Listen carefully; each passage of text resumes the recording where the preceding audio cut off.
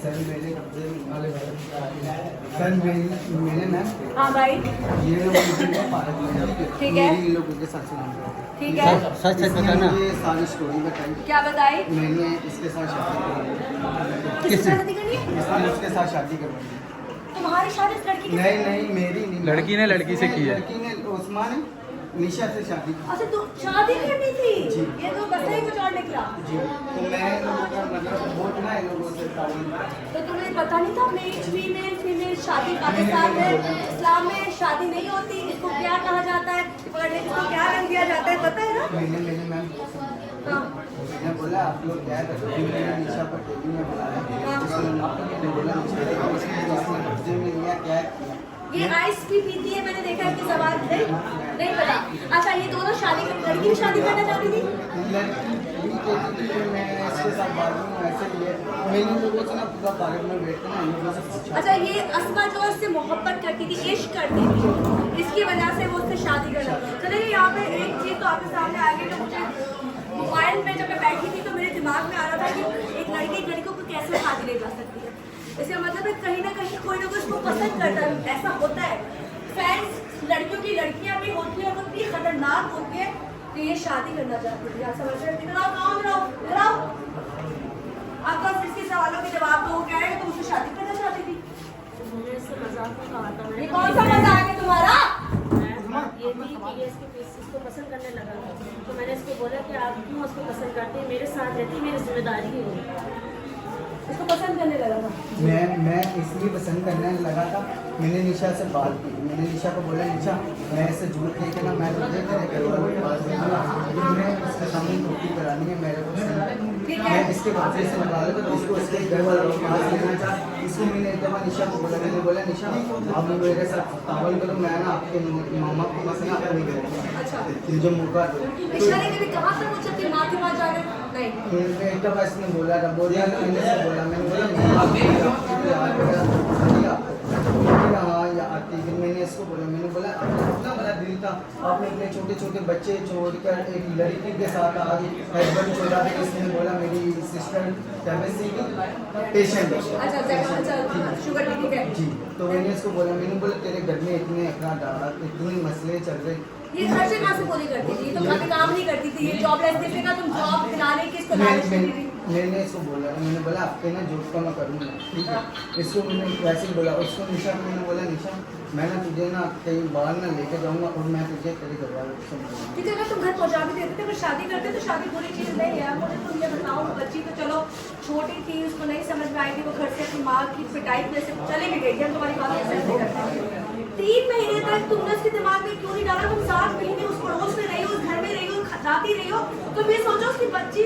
3 महीने से गायब है इसको मैंने बहुत कोशिश की मैं दफ़ा बस स्टॉप पे भी गई इसको लेके जो वहाँ से वापसी भाग के एक इसको लेके कि मुझे घर नहीं जाना चलो वो तो भाग के आगे बढ़ी थी तुम बहुत साल की थी तो तुम अकेले चली जाती मुझे मेरे बच्चों की कस्में मेरे को दे रही थी नहीं। कस्में देती कि मैं अपने आप को जान से अच्छा तुम्हें बच्चों की अपने मेरी बहन तुम्हें बच्चों की कस्में दी तुम्हें शर्म आ गई तुमने वहाँ की कसम दी है तुम्हें ये नहीं पता चला तुम्हारी दो बेटियाँ एक बेटा है तुम्हें अल्लाह रसूल का डर नहीं हुआ मैंने इसको बोला था हमेशा मुझे मेरे बच्चों की याद आती है मेरे को तो जाने दो यदि तुम जाओगे तो मैं नहीं जाऊँगी और अभी भी आप यहाँ पढ़ने से पहले भी हमने यही बात की थी कि मैं जाऊँगी तो उसने कहा मैं एक रात नहीं रुक सकती तुम चली जाओ तो मैं जाना है सर बहुत सी बातें ऐसी हैं जो अभी हमारे साथ सारी पुलिस जी जी जी भाई बोले मैं बात करना निशा को आप 2 मिनट के लिए निशा इधर आओ बेटा उधर में बच्चा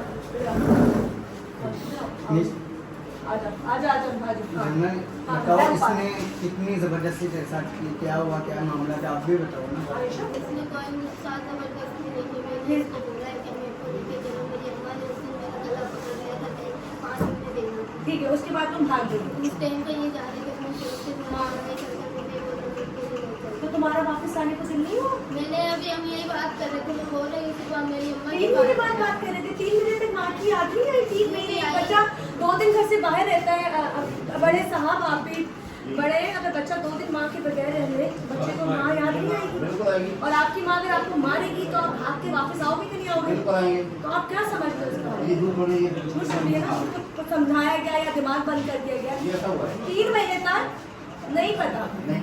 मेरा बच्चा आप बताओ खाने को देती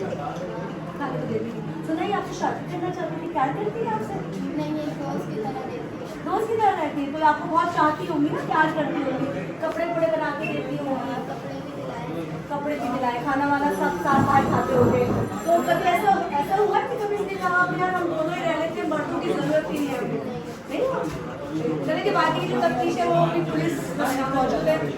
हमारे साथ जो थी वापस हमारे ये अकेले की मेहनत नहीं है, यहाँ पे तमाम जो दोनों थानों की पुलिस इन्वॉल्व है उनकी काबिश के बाद सर मैं ये बेटी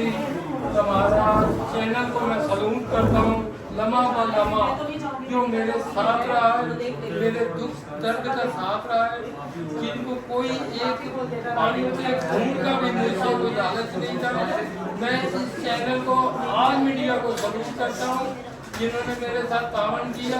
इस बच्ची को लाजवाब कराया। अब मेरी यही कोशिश है कि इसका मेडिकल करवाया जाए, कानूनी तकाजे पूरे किए जाए, उसको उसकी सजा दी जाए, इसको सजा दी जाए। और इसके साथ शाहिद है, उसको भी शायद कौन है? इधर आओ, शायद शायद कौन इसका है? मास्टरमाइंड है। ये शायद कौन है? शायद कौन है? शायद सरफराज ले जाओ, खाना नहीं ले जाओ। हाँ शायद साहब के साथ में बहुत सारे जॉब के नादरा ही सोना। अच्छा, वो एक हमदर्दी के तौर पर हमारे अच्छा हमदर्दी में तुम्हारी ट्रेस आउट हो गई है, वॉइस ओवर सारी तुम्हारी जो भी बातें होती थी आपस में, उतनी हमदर्दी तुमसे करते थे, वो सारी वीडियो, वो सारी वॉइस मैसेज मेरे पास भी पहुंचे थे।